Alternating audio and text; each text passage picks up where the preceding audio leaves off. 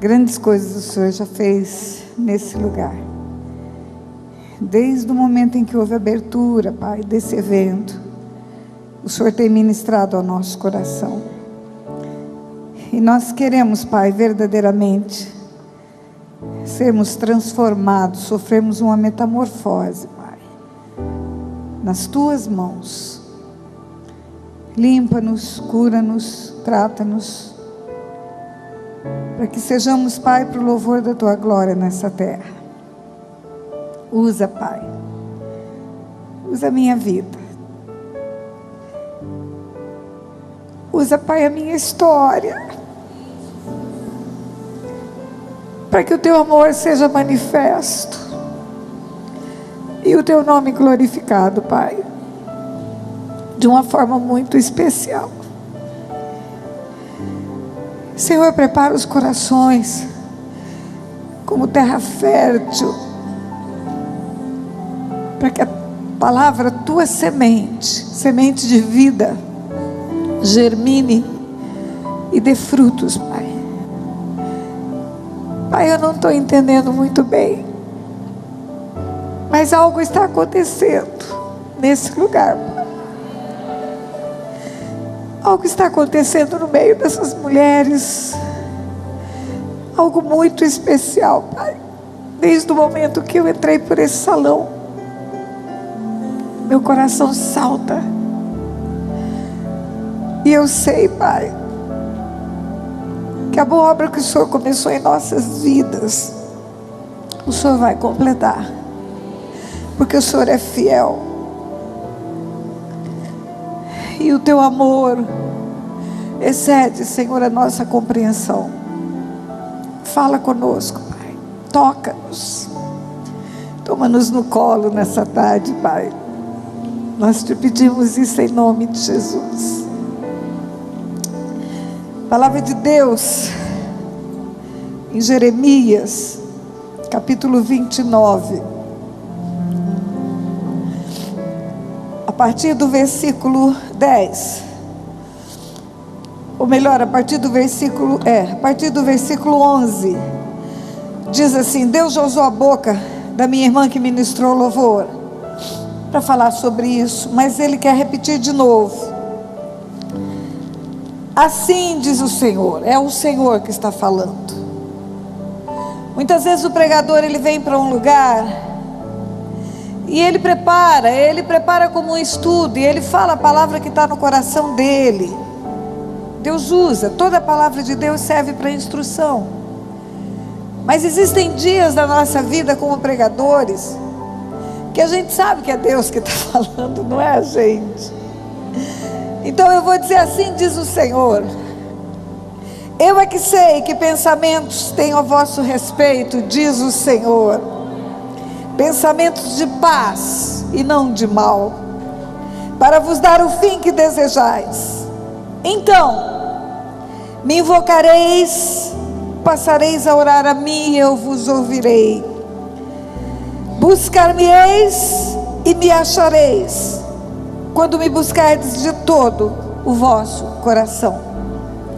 Serei achado de vós e farei mudar a vossa sorte.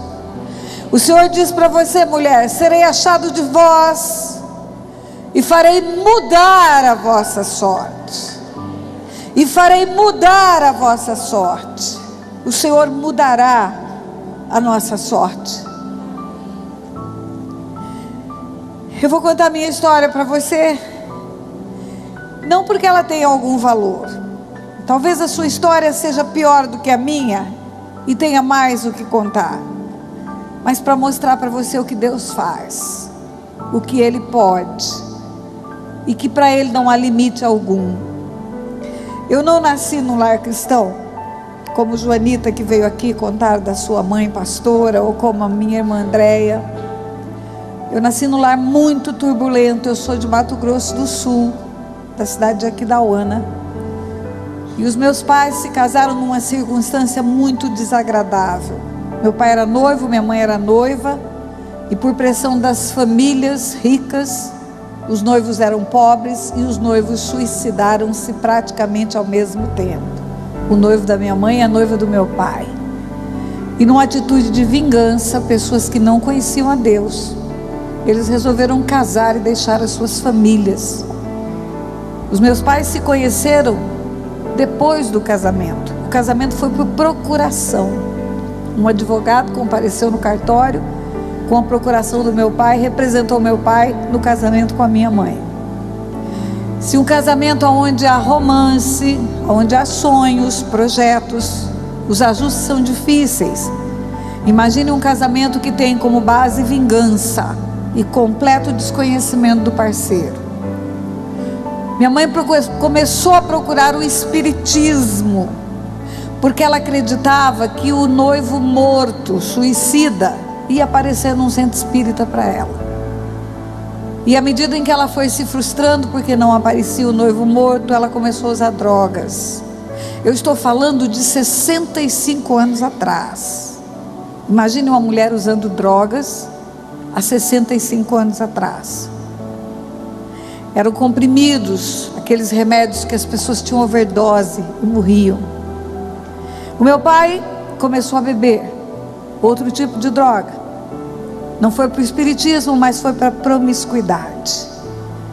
Ele, que era um rapaz normal, um rapaz filho de família, começou a frequentar prostíbulos e procurar nas prostitutas o amor, o romance que tinha perdido lá atrás. De vez em quando ele largava minha mãe, ia embora, se apaixonava por uma prostituta. Naquele tempo tinha uma expressão, tirava da zona de meretriz, um lugar próprio que elas ficavam, e montavam a casa e deixava minha mãe ir embora. Depois eu soube que a primeira vez que ele fez isso, eu tinha só 7 meses de idade. Agora as crianças, elas não percebem muito as coisas, mas elas sentem. Não é à toa que quando Rebeca estava grávida e ela fala: Senhor, tem um tumulto aqui na minha barriga. O Senhor fala: tem 2 nações aí dentro do seu ventre e há uma contenda, eles estão brigando aí. Havia sentimentos no ventre daquela mulher, disputa. Também não é à toa que João Batista saltou de alegria no ventre de Isabel. As crianças têm percepção emocional no tempo da gestação. E quando elas são crianças, hoje a ciência prova isso. Se ela é largada no orfanato, ela desenvolve uma emoção carente de afeto. Se ela é tratada numa família, ela desenvolve bem-estar, autossatisfação, autoestima. É como se fosse uma parede construída sem um prumo. Uma criança sem afeto, sem estrutura familiar saudável, sem mãe, sem pai exercendo seu papel. E eu tinha essas carências normais que filhos de pais desajustados têm. Agora não entendia muito bem o que acontecia. Eu via que meu pai sumia. De vez em quando ele arrumava uma mala em cima de uma cama. Conforme o tempo foi passando, a fala era mais perceptível para mim. Ele dizia para minha mãe: eu vou embora, eu arrumei uma mulher que eu me apaixonei por ela e encontrei o amor da minha vida. E a minha mãe respondia para ele: que bom que você encontrou o amor da sua vida, porque o amor da minha vida está morto. E eu escutava isso. Quando eu tinha 4 anos de idade, nasceu um irmão. Com o irmão eu consegui receber um pouco mais de afeto, porque à medida que a minha mãe usava os comprimidos, ela dormia cada vez mais. A droga, ela é viciante e ela é efeito acumulativo. Usa droga 1 ano, tem um mal para a saúde. Usa 2 anos, tem outro mal. 5 anos, o mal está multiplicado e no fim ela precisava de mais e mais e dormia mais e mais. Então eu tinha uma mãe que acordava para tomar banho, para comer, para ir para o centro espírita e para mais nada. E um pai que desaparecia, ficava às vezes 6 meses fora de casa sem eu saber onde estava. Tínhamos necessidades por causa disso, mas criança não se incomoda. Mas quando nasce meu irmão, eu comecei a ter uma alegria especial. Era o meu brinquedinho. Era um bonequinho que tinha vida, na verdade.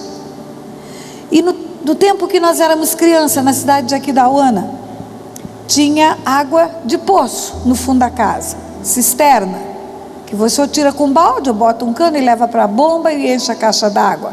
Na minha casa era com balde.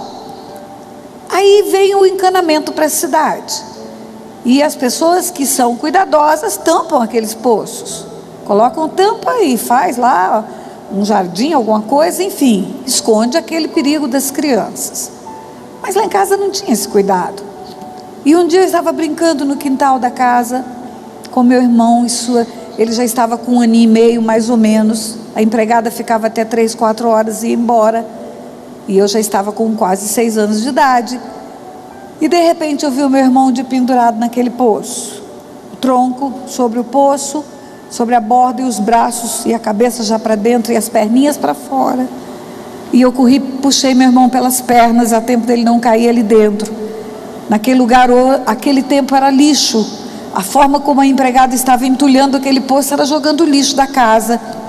Então lá tinha lata, tinha vidro quebrado, tinha lixo de banheiro, e proliferava aranhas naquele lugar.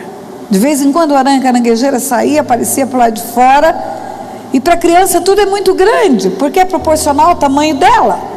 Se o adulto vê uma aranha desse tamanho, a criança vê desse tamanho. Então eu tinha pavor daquele poço. E esse pavor era tão grande que eu à noite não tinha coragem de descer da cama para ir ao banheiro, porque na minha imaginação de criança ia ter uma aranha no chão, eu ia pisar e a aranha ia me morder. E também não havia ninguém que pusesse um interruptor para você acender a luz e ver que não tem aranha. E chamava a mãe está dormindo, não acorda porque toma comprimido para dormir. E aí eu dava um jeito e urinava na cama, nas beiradinhas da cama, fazia uma moldura de urina na minha cama. Cada noite urinava num cantinho. Quando aquela moldura estava feita, urinando nos 4 cantos da cama, eu mesma arrastava aquele colchão fedido e punha no sol. Eu tinha nojo, eu me sentia suja, eu corria para o banheiro. Criança acorda e vai para o banheiro tomar banho, eu ia, porque eu sentia cheiro de xixi no meu corpo o dia inteiro. Mas quando eu vi o meu irmão pendurado naquele poço, foi pior do que o xixi. Eu imaginei que meu irmão fosse cair ali naquele lugar e fosse morrer. E naquela hora, com 5 anos de idade, eu tive noção do abandono que a gente vivia. Na minha cabeça veio: por que esse poço está aberto? Por que minha mãe está dormindo e nós estamos aqui do lado de fora, brincando nesse lugar imundo? E aonde que está o meu pai? Por que o meu pai e minha mãe não cuidam de nós dois como o vizinho cuida dos filhos? Por que o meu irmão fica jogado aqui comigo? Ele faz o que ele quer e ninguém vê o que está acontecendo. E por que eu que estou cuidando dele? Enfim, todos os porquês que podem vir na cabeça de uma criança de 5 anos, veio tudo junto ali. E eu entendi que a minha casa não era uma casa normal. Eu entendi que havia uma mulher doente em cima de uma cama, dormindo, que havia um homem que se ausentava. Meu pai, ele começou a entrar numa promiscuidade tão decadente. Um abismo chama outro abismo, igreja. Ele tirava fotos em ato sexual com promíscuas prostitutas e trazia para dentro de casa e botava nas gavetas que não tinham chave, onde criança mexe. E por várias vezes eu vi aquelas fotos. Era como se Satanás quisesse usar aquela situação para afrontar cada vez mais o coração da gente. E a minha mãe não se importava quando ele voltava para casa. Ele montava a casa para uma prostituta, mas ela não tinha o perfil de esposa, coitada, hoje eu entendo, endemoniada, precisando de libertação. Chegava um tempo, ela queria voltar para a vida dela de promiscuidade, chutava meu pai voltava para casa e minha mãe aceitava de volta, porque para ela era indiferente. Estar com ele ou sem ele não fazia diferença nenhuma. E aí meu irmão passou a ser o meu companheiro. Havia um paradoxo na minha vida. A figura paterna, queridas, escute bem o que eu vou lhes dizer. Eu trabalho muito com cura interior e libertação. Há 25 anos eu trabalho com isto. A figura paterna, ela é um referencial de Deus na vida dos filhos. Deus coloca o pai para dar uma amostra, é um símbolo, é um sinal e símbolo da paternidade de Deus, um pai dentro de casa. Muitas vezes, quando temos uma falha na nossa paternidade, nós temos dificuldade de se aproximar de Deus. Se você tem um pai violento, você tem dificuldade de crer num Deus amoroso. Se você tem um pai que não é provedor, que te abandona, você tem dificuldade em crer que Deus é Jeová Jiré. Se você tem um pai que não te toma nos braços, não te beija, não te abraça, você tem dificuldade em sentir o Espírito de Deus em você. E precisa curar isso, precisa tratar. Queremos Deus, mas queremos Deus no alto e sublime trono, não próximo, porque pai não é bom, e Deus Pai acaba sendo próximo. E no íntimo do nosso coração, sem saber que a paternidade que tivemos atrapalhou o nosso conhecimento de Deus, vivemos capengando às vezes na igreja, sem cair nos braços do Pai como Ele quer. Mas a verdade é, a figura paterna é um referencial até da nossa sexualidade. Muitas pessoas pensam que o pai, ele define a identidade sexual do menino e a mãe define a identidade sexual da menina. Não é verdade. O pai define a identidade sexual dos dois. Quando o menino olha para um modelo paterno bom, ele pensa: eu quero ser um homem igual ao meu pai. E a referência paterna do pai define a sua sexualidade masculina: homem, caráter, homem, dignidade, homem, respeito. Quando a menina olha para um modelo de pai perfeito, um modelo de pai saudável, ela pensa no seu íntimo: quando eu crescer, eu quero ser uma mulher capaz de conquistar um homem igual ao meu pai. E acaba esse referencial masculino servindo para afirmar a identidade feminina dela. Por isso que você pergunta para as menininhas: com quem você vai casar? Ela fala: com meu pai. Quem quer ser o namorado? Papai. Se a mãe chegar para a menina e falar assim: você está linda, minha filha, tem efeito. Se o pai falar: você está linda, minha filha, tem outro efeito. Então a figura masculina, paterna, ela é um referencial na vida de uma menina, de uma filha e de um filho. E eu não tinha nenhum referencial masculino na minha vida. O meu avô paterno morreu sem eu conhecer. O meu avô materno ingressou no vício da bebida, botou a perder tudo que tinha, terminou bêbado no fundo de uma casa de uma filha. O único tio que eu tinha, homem, as outras todas eram mulheres. Um dia meu pai estava ausente de casa e chegou o pedido de material escolar meu, e a minha mãe não tinha dinheiro para comprar, não trabalhava, só se drogava. E ela mandou chamar esse tio, e ela disse: olha, chegou o pedido de material escolar da Tânia, e eu não tenho dinheiro, seu irmão vai e volta, não dá para você adiantar o dinheiro ou comprar o material para mim? Quando ele voltar, ele te paga. E aquele tio olhou para mim, eu estava na sala do lado da minha mãe, não devia ter mais do que 7, 8 anos de idade. Ele olhou para mim e ele falou: se não tem pai, se o pai está na prostituição, tira da escola. Eu não vou dar dinheiro para sustentar filho de vagabundo. Tira da escola, estuda quem pode estudar. Então os referenciais masculinos que eu tinha eram esses. Aí tinha uma pessoa que vendia drogas para minha mãe. Era um homem idoso, cabeça branca, frequentava o centro espírita com ela. E esse homem passou a ser um referencial para mim. Então era um paradoxo. Ao mesmo tempo que eu odiava ir naquela farmácia para comprar o remédio, na verdade vendia fiado, para comprar o remédio que botava minha mãe dormir o dia inteiro, eu tinha alegria de ir naquele lugar, porque aquela pessoa, aquela figura, era a única pessoa que me tratava com respeito, que olhava para o meu cabelo, que é crespo. Imagine isso há 50 anos atrás, 60 anos atrás, sem condicionador, sem gel, era uma juba de leão, assim que era meu apelido. Mas aquele homem dizia para mim: você não tem juba de leão, você tem cachinhos. E eu fui para a escola com esse perfil familiar, com esse desajuste, não tendo referencial paterno, não tendo segurança, não tendo estrutura, não tendo carinho, não tendo afeto, não tendo provisão. E a provisão é outro capítulo. Porque criança não tem só a necessidade de comida, roupa e remédio. A roupa era pouca. Era um uniforme que tinha que durar de segunda a sexta. Se caísse café com leite, na segunda ficava até sexta-feira com café com leite. Não tinha um segundo para trocar. Tinha que lavar no sábado o uniforme que usou. E criança não tem necessidade só de uniforme, de sapato, de comida, de remédio.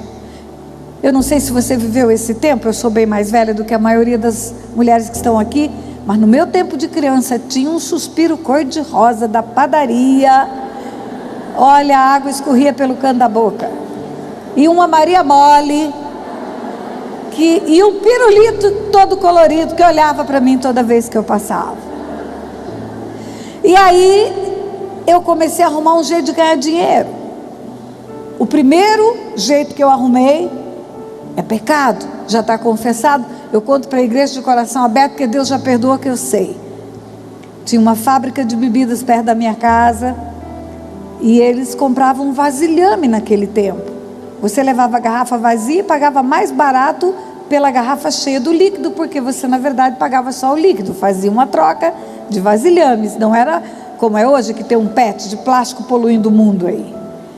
Então, se levasse a garrafa, ou a fábrica de bebida compraria a garrafa, ou você pagaria mais barato pelo refrigerante.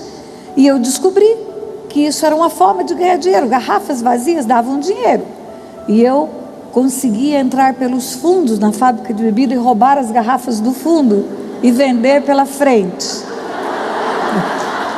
Você ri, né? Agora você ri, mas eu queria ver você lá, com taquicardia, criança morrendo de medo de ser pega, envergonhada, humilhada, porque está roubando garrafa, furtando garrafa, e o medo que eu tinha disso. Aí eu descobri um outro jeito de arrumar dinheiro. Eu ia para o lixo da cidade de Aquidauana. Era menos perigoso do que furtar garrafas. O lixo da cidade de Aquidauana é como o lixo de qualquer cidade. Tem colher velha, tem tampa de bule, tem fio de cobre, tem pedaço de ferro que não usa mais, tem cano de banheiro de ferro que foi trocado pelo de plástico, está tudo lá. E tudo isso vira dinheiro no ferro velho da cidade. E aí uma criança de 7, 8, 9 anos de idade está lá no lixão da cidade, catando metais para vender, para comprar suspiro cor-de-rosa, comprar gibi. Tinha um bijuzeiro que passava, fazia fom, fom, fom, e eu corria, eu tinha dinheiro.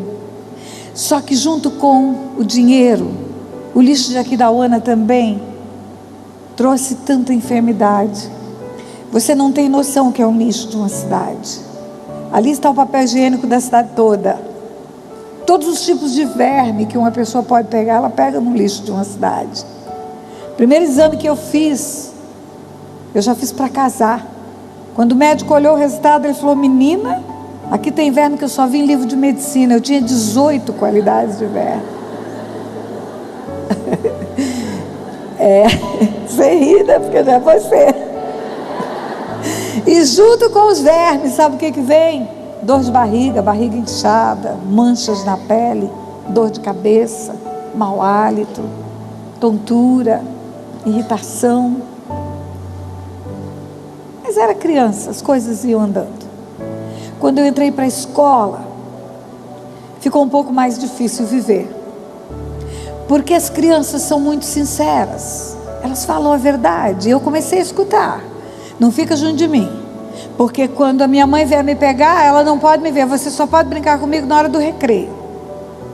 Porque as mães das crianças iam pegá-las na escola, a minha não. E as mães das crianças sabiam, Aquidauana era uma cidade desse tamaninho, sabia como era a família da Tânia. Então a Tânia não é boa companhia para minha filha, não é boa companhia. E o dia que a Tânia então contou para as meninas lá na hora do recreio que tinha as fotografias do pai fazendo sexo dentro das gavetas da casa dela, aí pronto, aí a Tânia não é companhia mais para ninguém. E eu comecei a sentir discriminação, abandono, rejeição, agora discriminação. Eu tinha uma professora, coitada daquela mulher. Certamente ela não tinha nenhuma vocação para aquilo. Era uma freira pequenininha, era uma escola católica que tinha na cidade.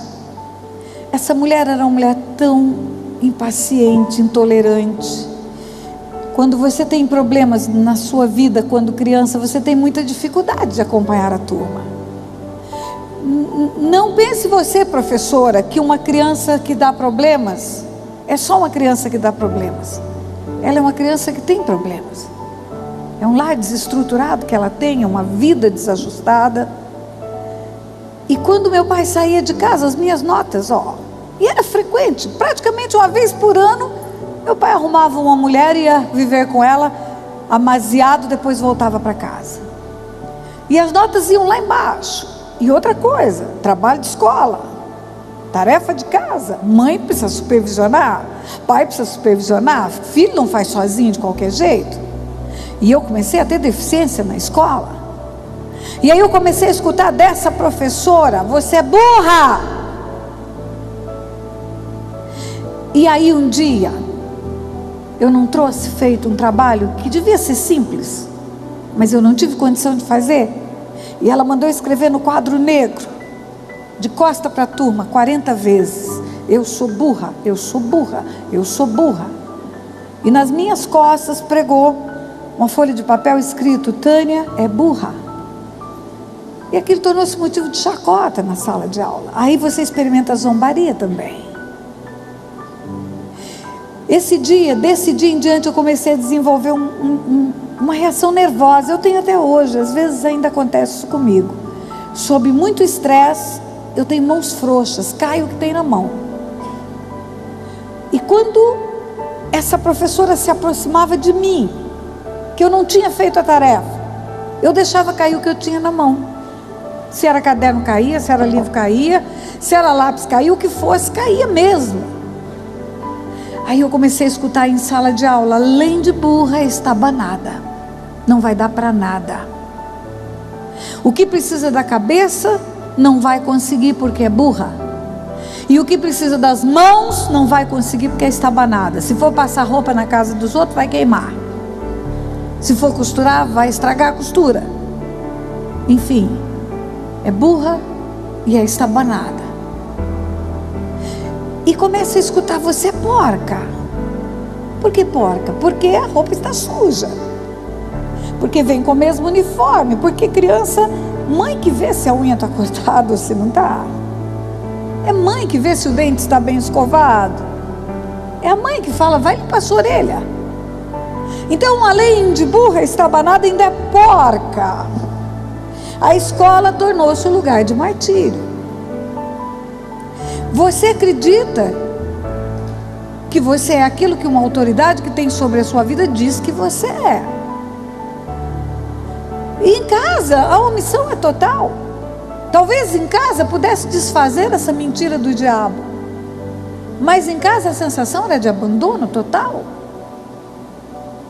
Então restava de novo o seu Ângelo, aquela figura da farmácia, do velhinho, que nem era tão velho, devia ter a minha idade, mas para mim que era criança era um velhinho, e que me dava um pouquinho de afeto, e de vez em quando um pirulito, uma balinha, alguma coisa assim. E aquele homem ganhou meu coração. Um dia eu cheguei na farmácia, e eu tinha um pouco mais de 9 anos de idade, não tinha 10. E ele disse: vem aqui atrás que eu quero te mostrar algo. E eu fui. Eu confiava nele desde a mais tenra infância. E eu sofri um abuso sexual naquele dia. Daquela pessoa que era a única pessoa que tinha um referencial bom na minha vida. E pior do que o físico, o estrago físico, pior do que a vergonha que eu passei ali, pior do que a humilhação, foi o que eu escutei. Ele disse: agora você cala sua boca, porque a sua mãe depende de mim para se drogar, e o seu pai ninguém sabe onde anda. Você fica quieta, porque ninguém vai acreditar em você. E eu corri daquela farmácia para casa. Cheguei em casa, acordei minha mãe, contei para ela. Ela não me bateu, mas passou perto. Ela disse: você é mentirosa, você vive reclamando de usar esse remédio. Você está falando mal de um homem que toda a cidade conhece como homem de bem. Você cala a sua boca, porque se você abrir a boca, eu vou colocar as mãos em você para você nunca mais esquecer. E eu não tinha para onde correr. Eu só tinha uma pessoa que estava em cima de uma cama drogada. Meu pai, eu não sei onde estava. Eu não confiava em ninguém. Aí sabe o que eu fiz? Com 9 anos de idade, eu fui para a ponte do rio aqui da Hora para me jogar. 9 anos de idade. Eu queria morrer. Não consegui. Hoje eu sei que algo sobrenatural me impediu. Porque o desejo era grande de jogar diante daquele rio caudaloso lá, época de enchente na cidade, cair ali dentro era a morte certa. Mas uma força maior do que eu não me deixou fazer aquilo. E as coisas pioraram muito a partir daí. Uma criança que sofre abuso sexual, ela começa a desenvolver um comportamento ou de introspecção total ou de rebelião total. E eu me tornei a menina mais rebelde que você possa imaginar. Insuportável. Ninguém gostava de conviver comigo. O empregado não parava mais em casa. A turma do colégio, agora que eu nem queria chegar perto, eu é que fazia tudo para ninguém chegar perto de mim. E as notas pioraram sensivelmente. Tinha uma alegria na vida, era o Paulo. Dos 9 aos 12 anos aproximadamente, adolescência iniciando na minha vida, eu vivi os piores momentos que uma pessoa pode viver. Uma sensação terrível de não ter nenhum valor. É uma mentira do diabo isso, mulheres. Hoje veio uma mulher aqui, vieram duas na verdade, falar de filhos. A pastora Joanita pregou sobre a história de Ana. Os filhos são herança do Senhor. O fruto do ventre é o galardão. Os filhos não são feitos pelos homens, são feitos por Deus. Se os homens pudessem fazer filhos, Ana não ficaria chorando pelos filhos, ou Raquel não ficava gritando: dá-me filhos, ou Sara esperando filhos. O Senhor faz filhos. Não é só para Jeremias que ele fala: antes que eu te formasse e te colocasse no ventre da tua mãe, eu te conheci. É para todos nós. Antes que ele te formasse, te colocasse no ventre da tua mãe, ele te conheceu. Você veio para uma família como um presente, essa é a verdade. O homem não faz filhos, o homem faz sexo, e com as células Deus usa para fazer a cápsula, aonde ele vai colocar um espírito e uma alma que ele vai enviar para a terra. E o homem não sabe fazer alma, e o homem não sabe fazer espírito. O homem recebe um presente de Deus para cuidar e encaminhar.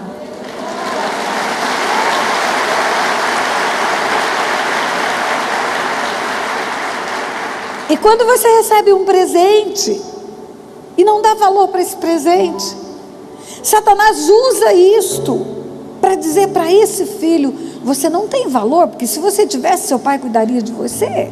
Você não tem valor, porque se tivesse, sua mãe não te daria no orfanato. Você não tem valor, porque senão não teria sido adotado. Mas é uma mentira do diabo. Eu tenho uma joia no dedo, é um anel, é ouro. Ele tem valor pela essência dele. A essência dele é ouro. Agora, se eu for tola, pegar esse anel e jogar naquele canto ali, ele não perde o valor, você entende? Eu é que perco o anel. Se eu for mais tola ainda, pegar esse anel e jogar no vaso sanitário da descarga, eu vou perder o anel, mas o anel vai continuar tendo valor no esgoto, você entende isso? Agora, Satanás consegue trazer para o coração de uma criança ferida, porque ela não é amada, ela não tem valor. E a baixa autoestima vai fazendo ela se sentir realmente uma pessoa extremamente sem sentido nesse mundo. E é assim que eu vivi esse período da vida. Se eu tivesse valor, minha mãe não tomaria droga. Se eu tivesse valor, meu pai ficaria em casa. Se eu tivesse valor, não seria afrontado na escola. Se eu tivesse valor, não precisava ir para o lixo da cidade. Se eu tivesse, enfim, eu não tenho valor nenhum. E o diabo, como naquela história da anorexia, onde a modelo olha no espelho e ela vê uma moça feia e gorda, mas ela é magra e bonita, mas ela está vendo uma imagem mentirosa. Não é a imagem dela, é outra imagem. É a imagem que o espelho mentiroso está dando para ela. E o diabo dá uma imagem mentirosa para nós: você não presta, você não tem valor, você não tem sentido. E eu estava assim, com ódio de todo mundo. Deus, que Deus? Aonde está Deus? Deus não existe. Porque se existisse aquela freira, não me trataria daquele jeito. Se existisse esse homem que vai para o centro e diz que encontra com Deus, não cometeria o que cometeu com uma criança dentro de uma farmácia. Aí, um dia eu peguei meu irmão, tínhamos dinheiro, eu tinha conseguido muito dinheiro no Ferro Velho aquele dia. Eu disse: nós vamos tomar sorvete no centro da cidade. Primeira sorveteria que abriu aqui da Uana, tinha uma praça. As pessoas faziam um fute na praça, um passeio na praça. Mulheres passeavam de um lado e homens passeavam do outro, assim que era paquera antigamente. Não tinha paquera pela internet, era na praça da cidade. E eu peguei o meu irmão, compramos um sorvete para cada um. Eu peguei na mão dele, eu estava com 12 anos, ele com 8, e fomos dar uma volta, no sentido das mulheres. Terrível ideia que eu tive. Até hoje eu não sei dizer para você o que aconteceu. Eu não sei se alguém bateu nas minhas costas propositadamente. Não sei se uma criança brincando de pique-esconde tropeçou e me bateu. Não sei se alguém que estava atrás de mim tropeçou e, para não cair, se apoiou em mim. Eu sei que de repente eu senti 2 mãos nas minhas costas, batendo muito forte. E eu fui impulsionada para frente. Com essa mão eu segurava na mão do Paulo, e com essa mão eu tinha um sorvete. E o sorvete bateu no traseiro da mulher que estava na minha frente. Queridos, até hoje eu lembro daquela mulher. A memória emocional da gente é um negócio sério. Até hoje, quando eu passo numa cidade perto de um lixão, eu sinto dentro do meu carro o cheiro do lixo. Se eu for no cinema, vejo um lixão, eu sinto o cheiro do lixo no filme. Até hoje eu lembro do rosto daquela mulher. Aquela mulher virou quando ela sentiu o gelado no traseiro. E ela começou a gritar comigo no meio da praça, mas aos berros. E o povo começou a parar. Ela gritava assim: só podia ser você. Só podia ser filha de uma mulher drogada e de um vagabundo, porque não tem um pingo de educação. E não adianta nem eu tirar essa roupa e levar na sua casa e esfregar lá na cara da sua mãe para lavar, porque a sua mãe está drogada, é capaz de estragar minha roupa. E o povo começou a olhar. E de repente eu olhava para os rostos das pessoas, com 12 anos de idade, a idade da filhinha da pastora. E eu esperava que alguém dissesse: fui eu. Ela não fez nada, fui eu. Mas ninguém falava nada. E aquela mulher aos berros, e algumas pessoas dando risada. E eu senti um lixamento público ali. Eu morri de vergonha. Peguei meu irmão pela mão, puxei, corri, cheguei em casa, abri a porta do quarto da minha mãe. Ela estava dormindo, dormia o dia inteiro. Eu falei: olha, não conte mais comigo para nada. Eu estou saindo da escola hoje, eu não estudo mais, eu sou burra mesmo, já reprovei 2 anos. E agora na praça da cidade eu sofri humilhação por causa da senhora, por causa do meu pai. Repeti para ela o que eu tinha ouvido e falei: e não me peça para ir nem comprar nem água mais, porque eu não dou um passo fora de casa. Hoje eu sei que eu entrei em depressão, porque ninguém fica dos 12 aos 14 anos trancado dentro de um quarto, igreja. Ninguém. Eu saía daquele lugar para tomar banho e para comer, e me enfiava de novo naquele quarto. Um dia eu estava com 14 anos de idade. Meu pai chegou e ele falou algo que eu escutei do meu quarto. Ele era funcionário do Banco do Brasil já nessa época. Ele disse para minha mãe: olha, nós vamos embora. Eu arrumei uma gerência numa cidade chamada Guia Lopes da Laguna, e nós vamos mudar para Guia Lopes. Meu Deus, eu escutei mesmo isso. Ele está incluindo a gente na mudança dele. Eu falei: meu Deus, é um tempo novo, vai mudar, as coisas vão mudar. Meu Deus, não, porque eu não acreditava em Deus. As coisas vão mudar. Vão.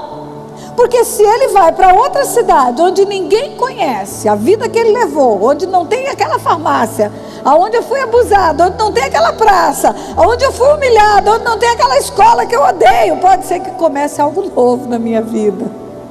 Pode ser que comece algo novo ali. Pode ser que a minha mãe nem se drogue, mas de repente ele e ela vão viver normal, como toda a família que mora aqui na rua que eu moro. E fomos embora para Guiar Lopes da Laguna. Nada mudou na vida do meu pai e da minha mãe. Ela continuou se drogando, não tinha prostíbulos na cidade, mas ele juntou com outros homens promíscuos e no final de semana mandava uma Rural Williams, que era a van daquele tempo, buscar as prostitutas em Aquidauana e levar para passar fim de semana numa fazenda com eles, lá em Guiar Lopes. Em Aquidauana, meu pai não tinha carro. Sexta-feira ele chegava do trabalho, o táxi ficava esperando na porta, ele tomava banho, trocava de roupa, pegava peças de roupa para um fim de semana e direto para o prostíbulo, só aparecia em casa segunda-feira de noite. Lá em Guiar Lopes, arrumava as prostitutas para irem passar o fim de semana com ele e outros homens promíscuos numa fazenda. E não mudou nada. E a minha mãe também continuou se drogando. Mas mudou para mim. Ninguém me conhecia naquela cidade. Tudo era novo. Ninguém sabia quem eu era. Eu não precisava ir para o lixo daquela cidade. Porque nessa altura do campeonato eu já não ia mais, desde os 12 anos que eu estava enfiada num quarto. E aí eu pensei, posso até, quem sabe, voltar a estudar.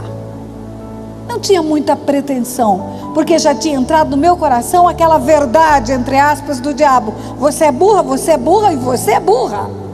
Mas de qualquer maneira eu posso ficar aqui e aprender qualquer coisa.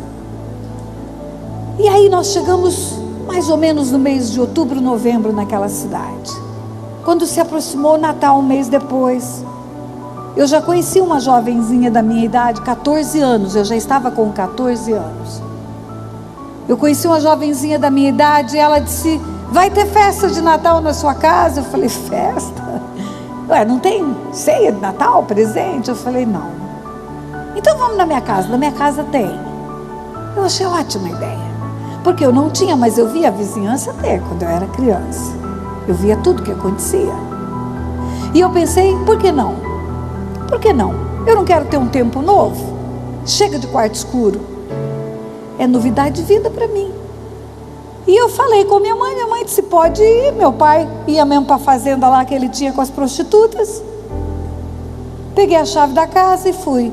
Meu e meu irmão, agora com 10, ele e eu com 14, para passar a noite de Natal na casa de amigos. Guiar Lopes da Laguna, nova cidade, novo tempo, nova vida, até festa de Natal. Só que quando eu cheguei naquela casa, eu fui impactada por uma verdade, que era a verdade daquela família, que trazia para mim o impacto da minha vida. Porque como não pensar na minha família, estando no meio de uma família completamente ajustada? Pai pegando o filho no colo, beijando, dando abraço na esposa, todo mundo normal, ninguém drogado, um homem respeitando a sua casa. E quando aquilo começou a vir assim, a luz ali no meu entendimento, eu fiquei com muita raiva de estar ali. Eu falei: o que eu estou fazendo aqui? Isso aqui não é minha realidade. Minha realidade é aquela porcaria lá de casa. Eu vou embora. E chamei o Paulo e disse: vamos embora. Ele falou: não, eu não vou não, você quer ir, você vai, eu vou ficar. Eu disse: então fica. E fui embora. Guiar Lopes da Laguna, uma cidade desse tamanho, 2 ruas só. Tarde da noite, eu falei para ele: você não avisa ninguém que eu fui embora, mas eu estou indo embora, você pode ficar. Na hora de levar para casa, porque o combinado é que a mãe da menina ia levar os 2 para casa, leva só você, porque eu já fui. E eu cheguei em casa, eu escutei ruídos, conversa dentro de casa. Eu tinha a chave da casa. Meu coração se alegrou. Eu falei: minha mãe e meu pai estão conversando, minha mãe está acordada. Corri para o quarto, minha mãe estava dormindo. Tinha um ventilador de pé, aquele ventilador antigo, parecia um helicóptero fazendo ruído no quarto. E ela roncava, ela dormia de barriga para cima e roncava muito. A droga estava tirando todo o sentido de respiração, tudo dela já. Ela ficou muito doente no fim da vida dela. E a minha mãe estava roncando bem alto, eu beijei a testa dela, ela não acordou. Aí eu pensei: ué, que conversa é essa que eu escutei? Voltei para a sala, apurei o ouvido e o ruído de conversa vinha do meu quarto. Não tinha chave no meu quarto, eu bati a mão na maçaneta, abri a porta, estava acesa a luz do quarto. Meu pai estava tendo relação com uma prostituta na minha cama, no meu quarto. No meu quarto, na minha cama. Eu acho que ele pensou, vai voltar madrugada só da festa. Joanita está lá dormindo, o nome da minha mãe era Joanita. Ela está dormindo, drogada, ela não vai nem ver. Trouxe uma mulher para casa e foi para o meu quarto com a mulher. Olha, vocês não têm noção o que aconteceu comigo naquela hora. Hoje eu sei que eu acho que eu fiquei endemoniada. Toda a ira, todo o rancor, toda a amargura, todo o ressentimento, aquilo explodiu, pá, numa hora só. Eu corri na cozinha, peguei uma faca, um facão que tinha na cozinha, e vim gritando, eu te mato, eu te mato. Nesse ínterim, a mulher enrolou no lençol, saiu correndo.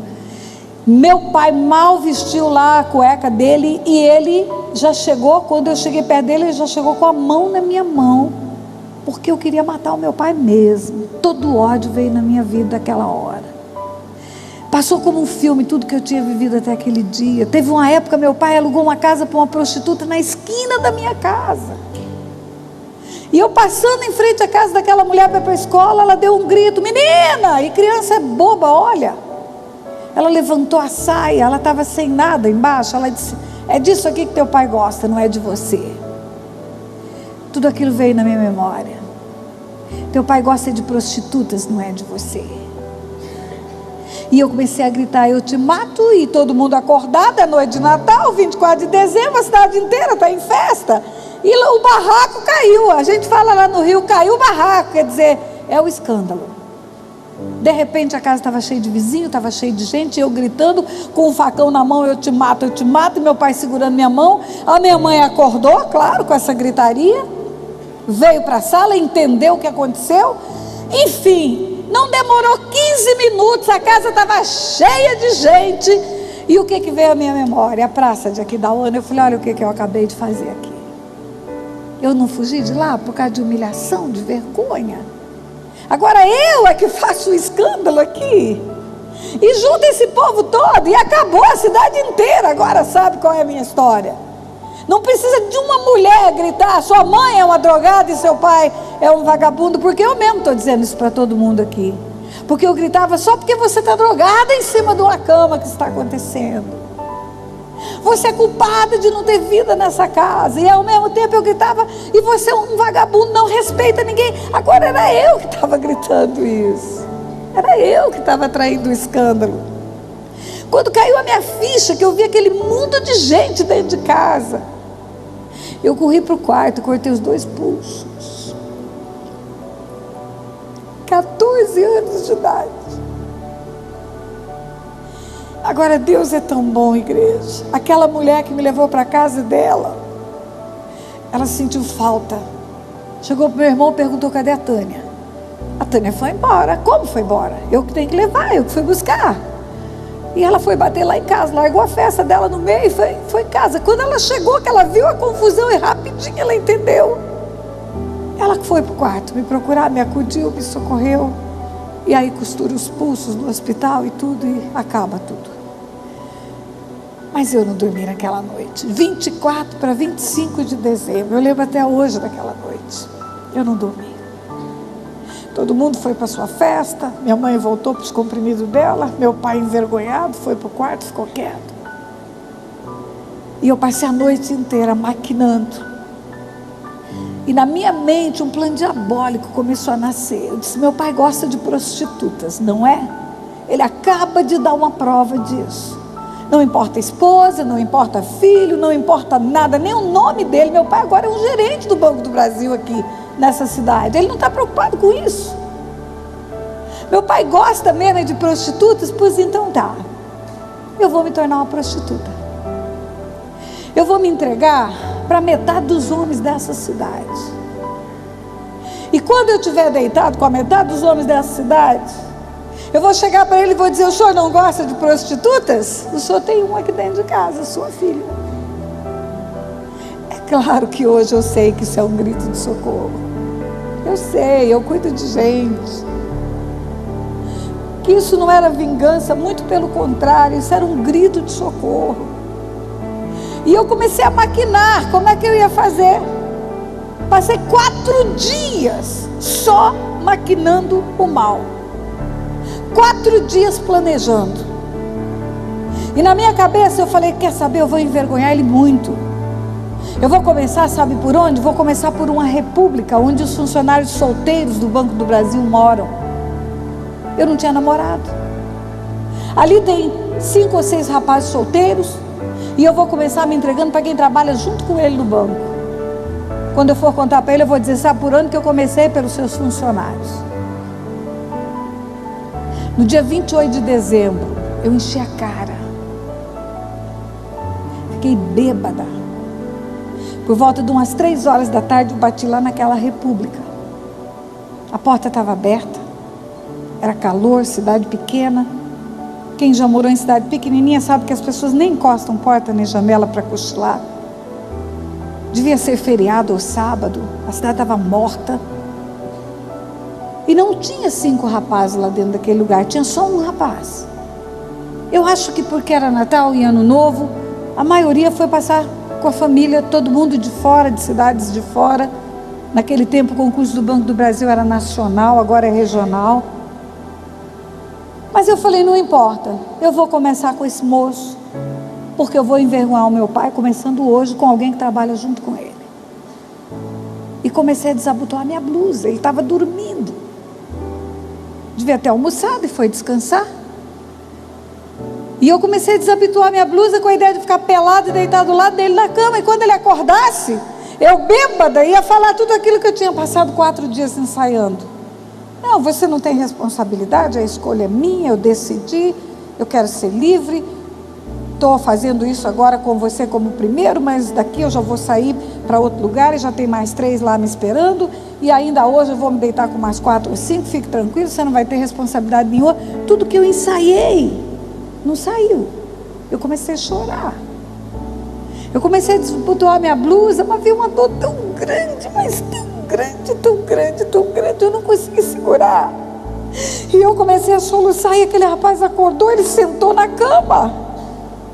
Ele sentou na cama e ele me reconheceu, claro. Fazia 1 mês já, 2 meses praticamente que eu estava morando na cidade. Ele me reconheceu e ele falou para mim, para agora menina, você enlouqueceu. E eu comecei a falar de boca mole, eu quero me tornar uma prostituta, é uma decisão minha. Ele falou que é nada. Todo mundo sabe o que aconteceu com você, a cidade não fala de outra coisa. Há 4 dias que esse escândalo é conhecido de todo mundo. O que você está fazendo é altamente destrutivo. Menina, para agora, fecha essa blusa. Ele não queria encostar em mim, ele estava de longe. Ele falava, fecha sua blusa, fecha sua blusa. E aí, meio sob comando daquela voz, que eu nunca tinha recebido autoridade nenhuma de ninguém na minha vida, eu fechei a blusa. Ele falou, agora você vai para casa. Você vai para casa, nós vamos conversar depois. Ele falou, só quero dizer uma coisa para você. Deus pode mudar a sua vida se você deixar. Deus pode mudar a sua história. Agora, se você cair nesse caminho que você quer, a sua história vai terminar igualzinha a história do seu pai. Você vai ser um instrumento do inimigo da sua vida hoje, que é o diabo, para destruir lares de outras pessoas. É isso que você quer para sua vida? Para agora, menina, com isso. E outra coisa, Deus te ama. E eu comecei a falar um bando de blasfêmia. Deus, que Deus é esse? Deus não existe. E falei um bando de coisa bêbada. Nem vou repetir para você, porque eu tenho vergonha disso. Mas ele foi tolerante. Ele falou, calma, fica calma. Eu sei que você não conhece Deus ainda, por isso que você está falando isso. Mas fica calma, eu quero que você vá para casa. Eu quero que você tome um banho e vai dormir. E eu vou acompanhar você até lá, para ter certeza que você vai para sua casa.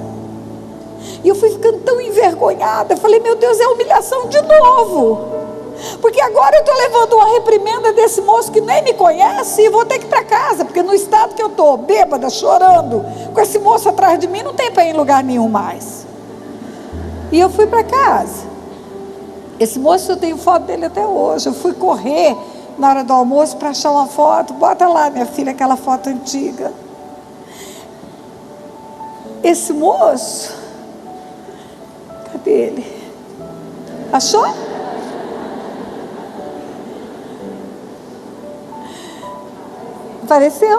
Apareceu lá. Então, esse moço era jovem ainda. Ele era muito jovem. Mas ele tinha princípios cristãos. Ele nasceu no lar cristão, ele nasceu no lar que tinha tudo que eu não tinha. Ele nasceu num lar que tinha respeito de família. E certamente quando ele soube da minha história, ele teve muita misericórdia de mim, muita. E aí naquele dia ele usou toda a autoridade que um jovem pode ter nessa idade. Ele era muito jovem,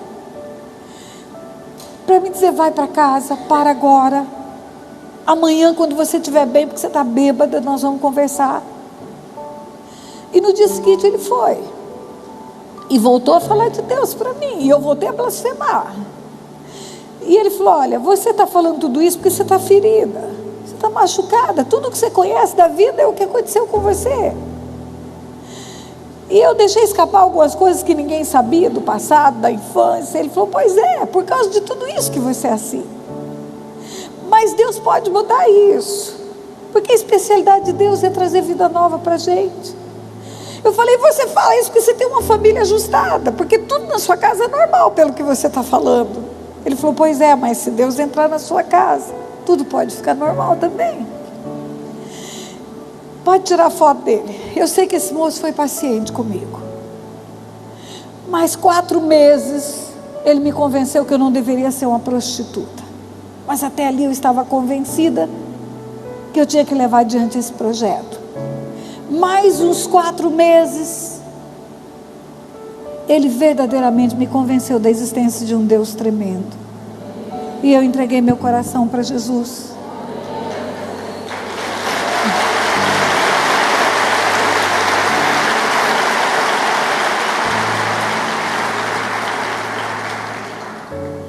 Mais um ano, a gente estava namorando. E mais um ano a gente estava casando.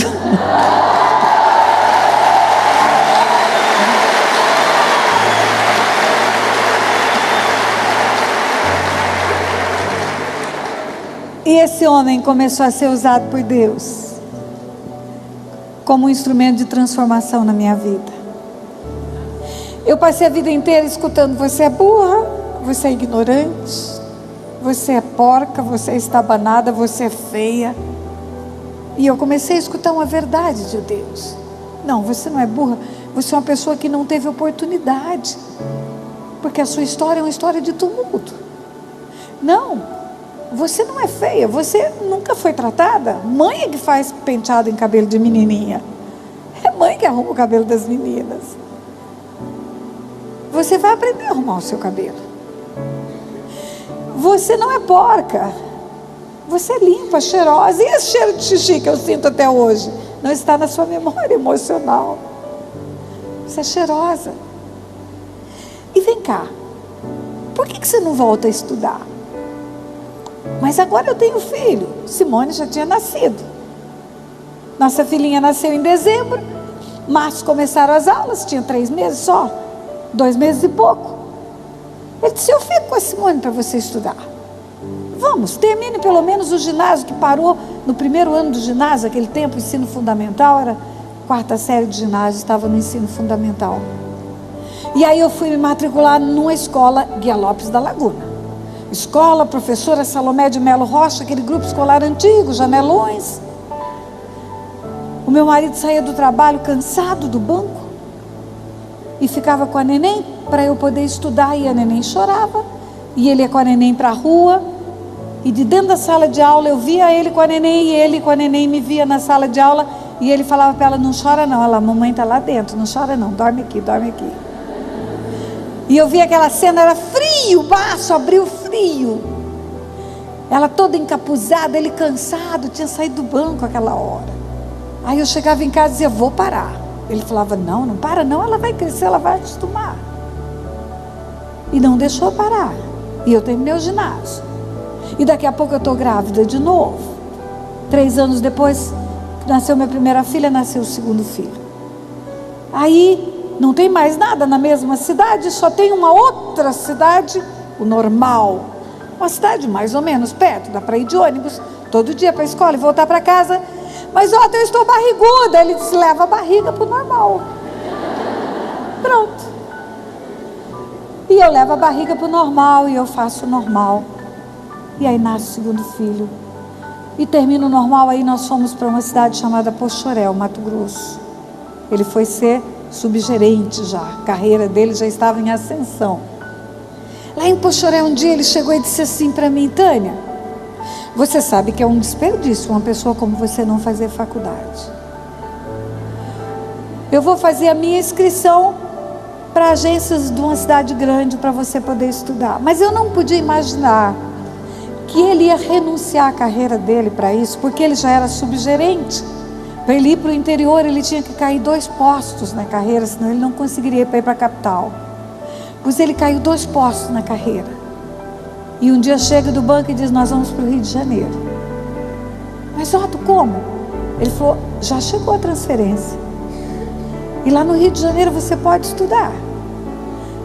E eu cheguei no Rio de Janeiro, bom, nessa altura eu era professora, formada na Escola Estadual Normal de Jardim, Mato Grosso do Sul. Então eu posso arrumar emprego no Rio de Janeiro como professora, claro, é óbvio.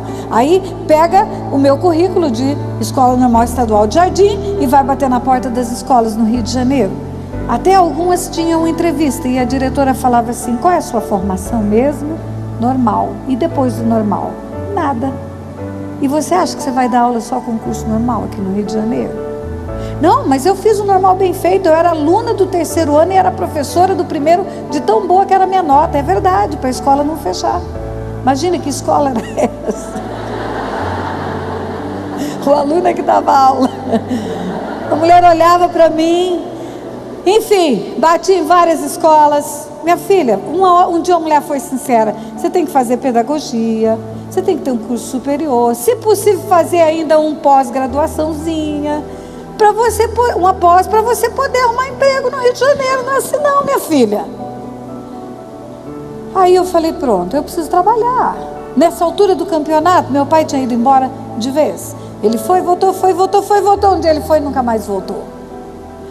E quando ele foi, nunca mais voltou.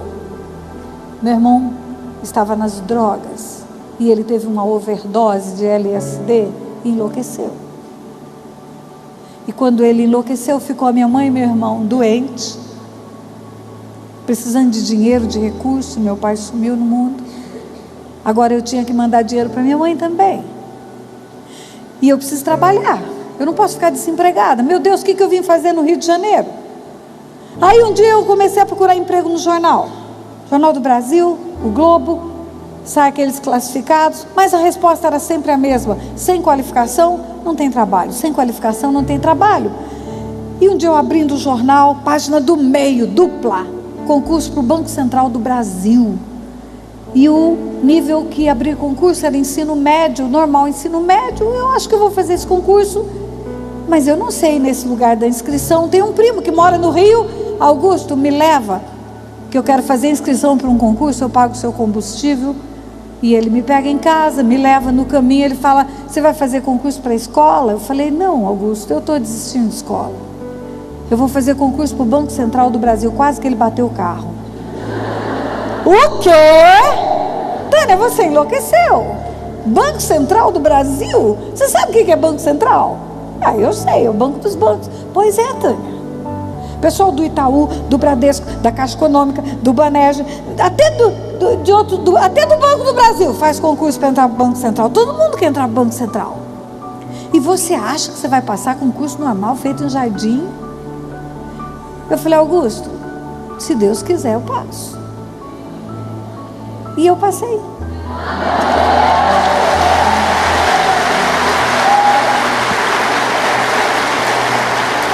Aí eu descobri o seguinte: no Banco Central do Brasil, o melhor emprego era de advogado. Porque o advogado do banco dava plantão de 4 horas só. E o resto do serviço intelectual ele podia fazer em casa ou no escritório dele. E para mim, que tinha filhos, longe da família, longe de todo mundo, era o emprego ideal. 4 horas de trabalho, ganhando bem, o resto do dia trabalhando em casa. É tudo que eu quero. Eu quero ser advogada do banco. Só tem um detalhe: advogado do banco tem que fazer direito primeiro, né? Aí eu entrei para o banco em julho.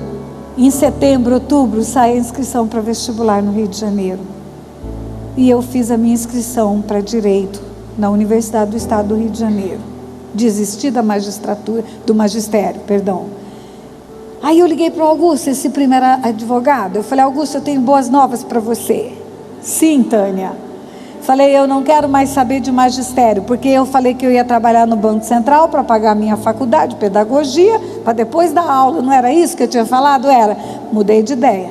Agora eu vou fazer direito para ser advogada do Banco Central. Ele falou: poxa, que bom, que ideia boa sua. E olha, para falar nisso, está aberta a inscrição para vestibular. Por que você não se inscreve? Já me inscrevi. Aí ele disse: vai fazer na Gama Filho? Gama Filho era a melhor universidade particular do Rio, onde ele se formou, perto da minha casa. Eu disse: Augusto, não serve para mim Gama Filho, porque eu não posso pagar a faculdade. A metade do dinheiro que eu estou ganhando, eu estou mandando para minha mãe. E a outra metade é o que a gente está ajudando na despesa do mês. Então eu fiz vestibular para uma faculdade, inscrição para uma faculdade só, que fica no meio do caminho entre a minha casa e o Banco Central, que é a Universidade do Estado do Rio de Janeiro. Aí ele falou: você enlouqueceu agora de vez. Aí enlouqueceu. Ele falou: Tânia, você vai perder a oportunidade, anula essa inscrição e faz outra. Por que, Augusto? Ora, minha filha, você com escola normal, em Jardim, quer passar em vestibular de UERJ? Você enlouqueceu, Tânia. O pessoal que passa em vestibular de universidade pública no Rio de Janeiro é tudo filhinho de papai. Estudou nas melhores escolas do Rio de Janeiro. Todo mundo tem cursinho pré-vestibular. E você vai fazer um vestibular desse, vai passar? Eu falei: eu também sou filhinha de papai. E se papai quiser, eu vou passar.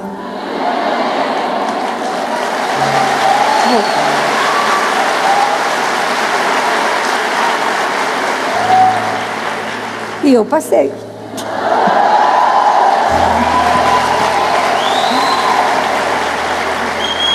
Aí, vai fazer direito. Sacrifício com filho, com casa, saindo de casa com marmita na bolsa. A faculdade era de manhã, porque eu não queria estudar à noite, eu queria ter convivência com meus filhos. Eu sofri tanto na carne, não ter uma família presente. Falei: não posso ficar o dia inteiro trabalhando, ainda de noite ir para uma faculdade, vou ver meus filhos só hora que acorda, hora que dorme, não quero isso para a minha vida. Aí eu falei: bom, eu vou chegar para o meu chefe, porque eu já estava ganhando uma comissão.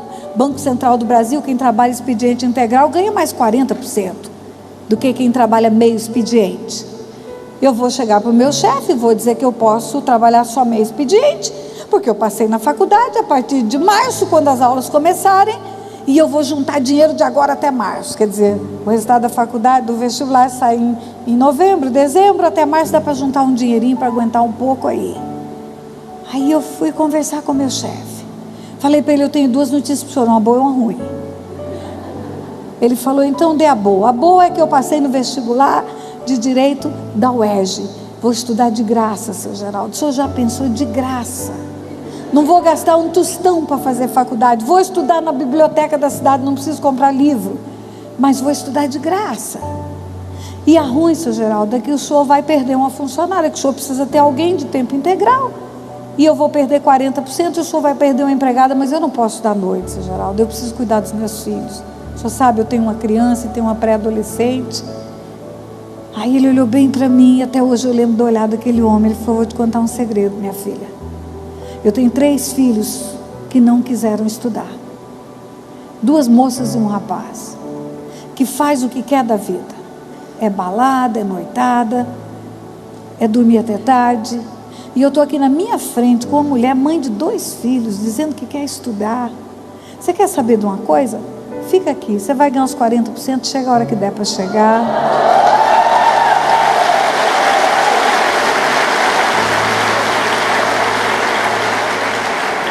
E eu fiquei com aquele dinheiro, deu para comprar livros, deu para ajudar minha família. 5 anos de muita dificuldade. Aí termina direito. Mas não é automático. Você termina direito e vira advogado do banco. Tem concurso para advogado do banco. E o concurso tinha 3 vagas. Uma em São Paulo, no Rio e em Brasília. E para ficar no Rio, eu teria que passar em primeiro lugar, porque quem passasse em primeiro lugar ia escolher o Rio de Janeiro, claro. E eu não podia mais exigir do meu marido outro sacrifício, de cortar a carreira dele, porque agora ele era gerente no Rio. E pedir para ele abrir mão da carreira dele para ir para outra cidade, eu não iria viver longe dele. E aí eu estudei. Fiz a minha inscrição, apareceu 8 meses depois que eu terminei a faculdade, apareceu o concurso para advogado do banco. E eu estudei, orei, pedi muito a Deus. Deus, se o Senhor quer mesmo isso na minha vida, se o Senhor me trouxe para cá para entender que isso é um tempo que eu posso cuidar dos meus filhos, trabalhando, vivendo nessa cidade, ajudando meu esposo, ajudando minha família, se o Senhor me quer mesmo nessa vida profissional de advogado, o Senhor me ajuda nesse negócio. E claro, papai é papai. E passei em primeiro lugar e fiquei no Rio de Janeiro.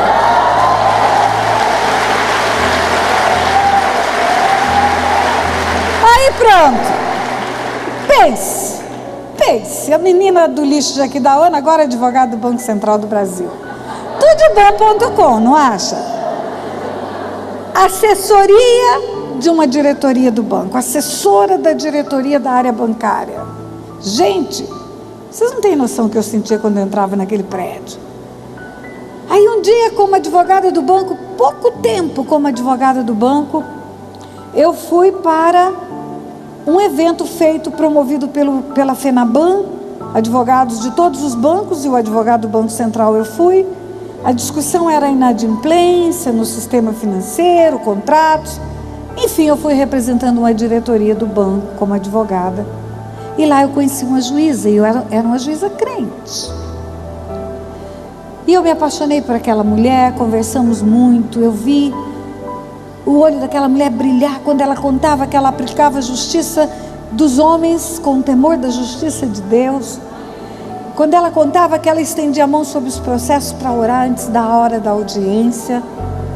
E eu falei, Deus do céu, que espetáculo, uma juíza na terra, vivendo debaixo do temor de Deus e sendo instrumento de Deus para julgar a injustiça dos homens. Conversei muito com ela, fiquei ali linkada com ela numa amizade grande. E eu sei que ela foi embora, ela é de Recife.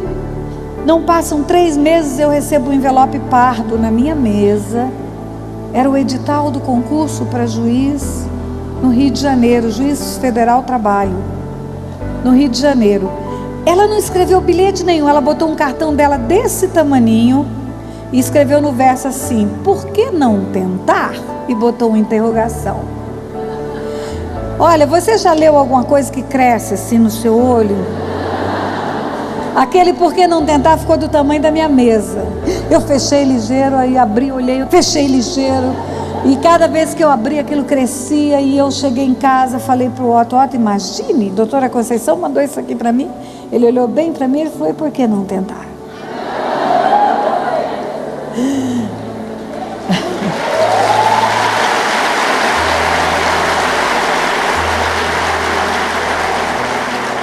Encurtando a história, eu passei no primeiro concurso para juíza que eu fiz, no Rio de Janeiro.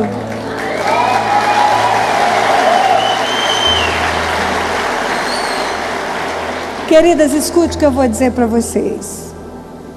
No dia da minha prova oral, todas as provas de um concurso público para juiz são públicas, são eliminatórias, perdão. Todas as provas são eliminatórias. A última prova é pública, é uma audiência pública, a prova oral. Você é inquirido publicamente, com plateia. Todo mundo tem torcida, são advogados renomados, conhecidos na cidade. A minha torcida era composta de 4 pessoas. Era meu marido, minha filha, meu filho e a minha neta correndo pelo meio do salão. Porque a minha filha estava grávida já do 2º filho. Quando eu passei no concurso para juíza, eu já era avó, estava esperando o 2º neto. Primeiro dia que eu entrei na Avenida Presidente Vargas, na Avenida Rio Branco, para ir para o tribunal, veio à minha memória tanta coisa. Eu lembrei do primeiro dia que eu entrei naquela avenida com o Jornal do Brasil na mão, para procurar emprego. O dinheiro que eu tinha na mão, porque eu estava desempregada, e a minha mãe precisando de coisas, de bênçãos, meu marido trabalhando duro, mas não podendo sustentar a nossa casa e a casa da minha mãe. Eu ia com dinheiro para comer um pastel e tomar um caldo de cana no centro do Rio de Janeiro. Era certinho, era o dinheiro do ônibus de ida, de volta, um pastel e um caldo de cana. O dia que eu entrei na avenida pela primeira vez, com meu carro, na Avenida Rio Branco, uma avenida enorme no Rio de Janeiro, Deus falou comigo. Ele falou: filha, você está vendo isto? Eu já vi isso lá atrás. Os meus pensamentos são mais altos do que os seus. Os meus caminhos são melhores do que os seus. Tudo isso eu já planejei no meu coração para você, muito antes de você me conhecer. Meninas, se aparecesse um anjo do Senhor naquele lixo da cidade de Aquidauana, um anjo falasse assim: menina, escuta o que eu vou dizer para você. Você vai sair desse lixo. Você vai sair desse lugar de humilhação. O Senhor vai enviar um filho dele para falar do amor dele para você. E mais, o Senhor vai te dar honra. Você já foi tão desonrada nessa vida. O Senhor vai colocar honra na tua vida.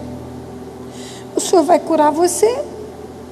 Vai tratar as suas feridas. Vai tratar a sua verminose. O Senhor vai levar você para uma cidade grande. Você vai estudar. Você vai ser advogado. Você vai ser juíza no Rio de Janeiro. Agora, melhor do que ser juíza, sabe o que o Senhor vai fazer? O Senhor vai levar você para cuidar de pessoas abusadas sexualmente. E sabe o que mais o Senhor vai fazer? Vai levar você para pregar novidade de vida, não só na sua terra, que é o Brasil, mas em muitos lugares desse planeta. Você sabe o que eu ia falar para aquele anjo? Eu ia falar: anjo, você está completamente enganado. Você está vindo no endereço errado e você está falando para a menina errada, porque isso é impossível de acontecer. Mas não é. Não é quando o Senhor diz: buscar-me-eis e me achareis, se me buscardes de todo o vosso coração, serei achado de vós e farei mudar a vossa sorte. Ele pode fazer isso com qualquer pessoa. Não é o Senhor que nos empurra para a queda, é o diabo que usa tudo que ele tem nas mãos para nos destruir. Mas quando estamos fora do esconderijo do Altíssimo, o inimigo encontra lugar para chegar na nossa vida.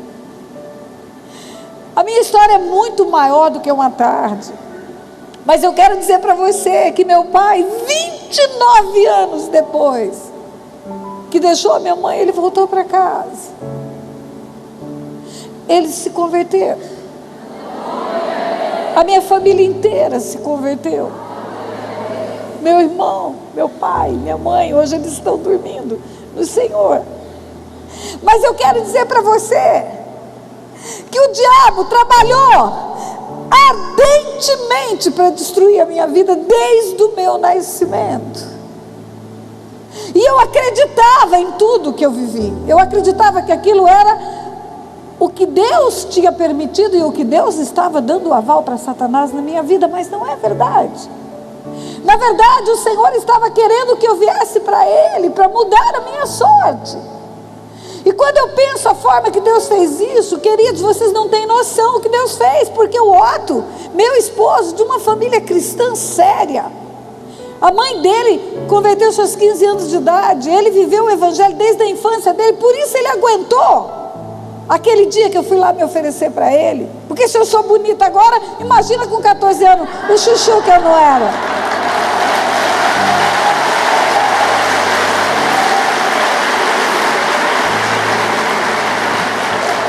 Sabe o que Deus fez? Deus permitiu que o concurso do Banco do Brasil fosse nacional, para o Otto sair de perto da família dele e lá me encontrar. Porque se eu morasse na mesma cidade que a família dele morava, talvez ele não fosse o meu esposo hoje, porque ele era um homem com muita submissão à autoridade dos pais. A mãe dele ia falar com justa medida: essa menina não é para você, não serve para a sua vida. Essa menina é filha de família desajustada, essa menina blasfema, essa menina tem a boca suja, e sai de perto dela, e ele iria obedecer. A família dele só me conheceu no dia do casamento.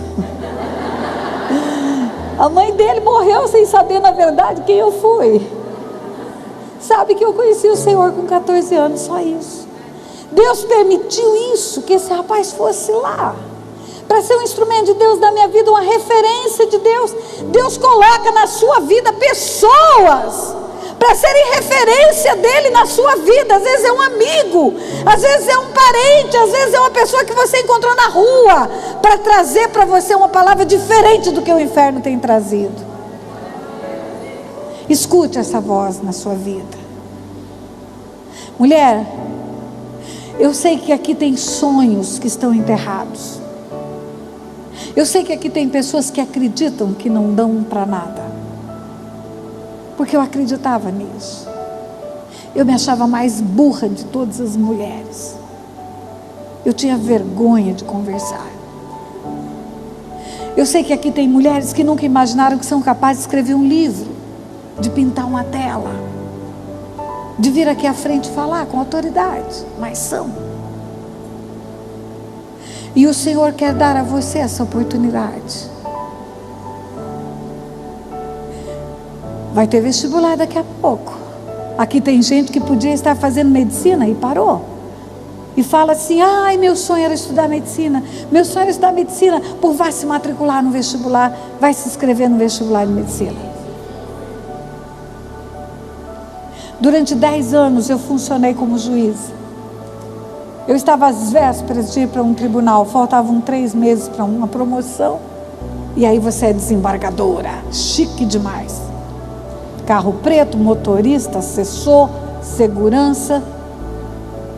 Mas eu falei: não precisa mais, meu pai. Eu quero é te servir. Eu quero é viajar por esse mundo para falar do seu amor por mim. Eu quero é contar para as mulheres como eu, que o Senhor pode mudar a sorte delas. Serei achado de vós e farei mudar a vossa sorte. É isso que o Senhor fala para você hoje. É uma pena que a Joanita não está aqui. É uma pena que a Joanita não está aqui. Porque eu quero mostrar para ela que o meu amado é muito guapo também. Bota a foto do meu amado. Até eu quero descer para ver o meu amado.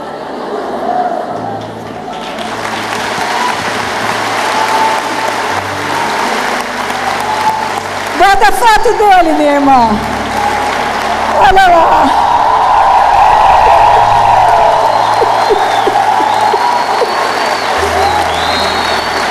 Você vê? Não paga não, minha irmã. Deixa aí. Deixa essa foto aí. Olha lá. É o instrumento de Deus na minha vida. Ele me ensinou que existem homens de bem nesse mundo. Ele me ensinou que existem pessoas que podem ser instrumentos de Deus na terra. Ele me ensinou que nós somos preciosas, muito preciosas para Deus. Ele me ensinou que nunca é tarde, que você pode ter oportunidade de fazer aquilo que o teu coração desejou um dia. Ele me ensinou que Deus existe, que o amor de Deus é incondicional. Ele me ensinou perdão. Ele me ensinou a perdoar os meus pais. Ele me ensinou a dar valor para o que verdadeiramente tem valor. E Ele me ensinou que a minha vida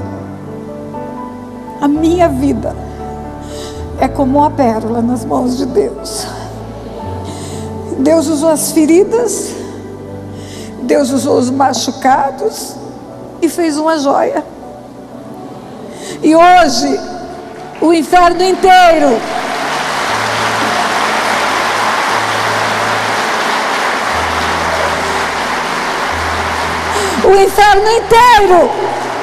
pode se levantar e dizer: você é burra.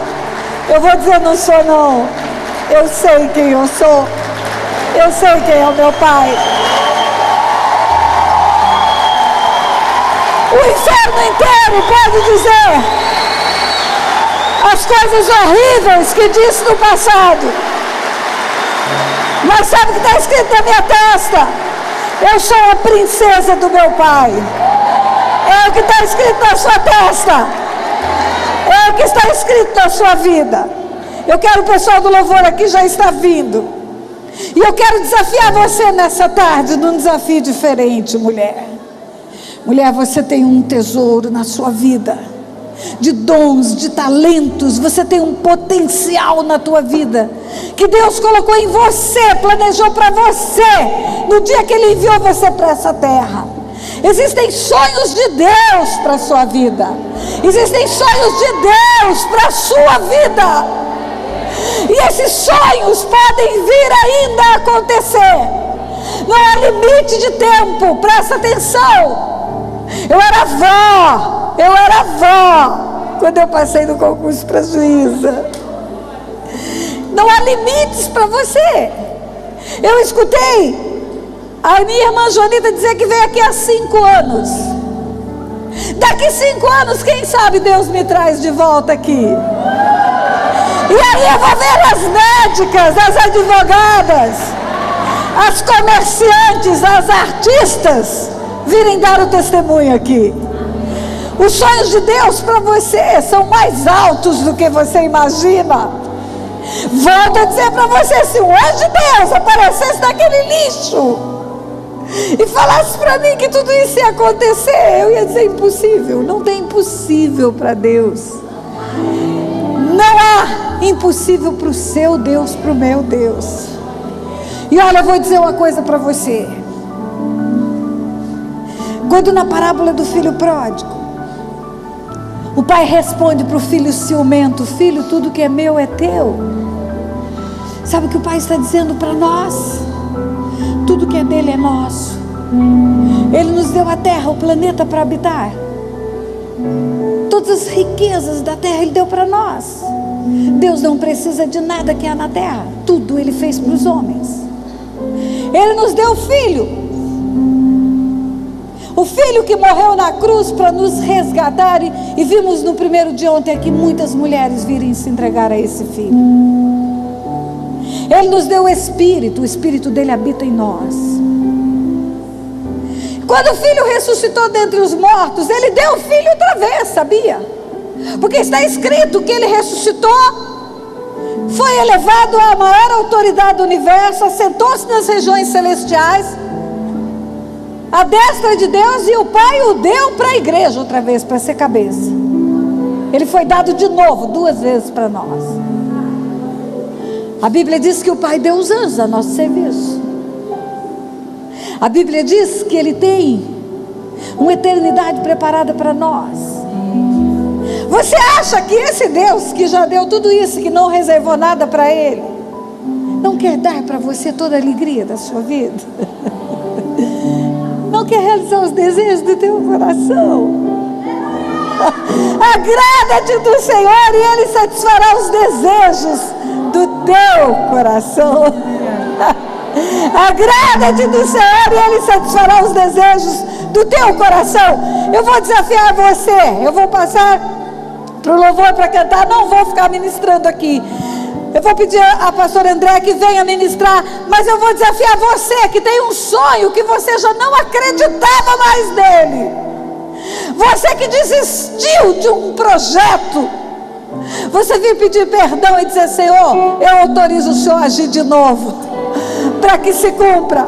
Eu entrego para o Senhor de novo as possibilidades, porque o que eu mais escutei na minha vida foi que eu não seria nada. Mas o Deus que eu sirvo é tudo, e nele eu tudo posso, você entende? E não acabou não, ainda tem muita coisa para acontecer na minha vida. Não acabou não, eu ainda tenho 63 anos e ainda tenho muito que viver na vida. Então eu vou desafiar você a vir aqui à frente, pedir a Deus para ressuscitar o teu projeto, desengavetar esse projeto, porque você vai ser mulher águia para voar alto em todos os lugares da sociedade.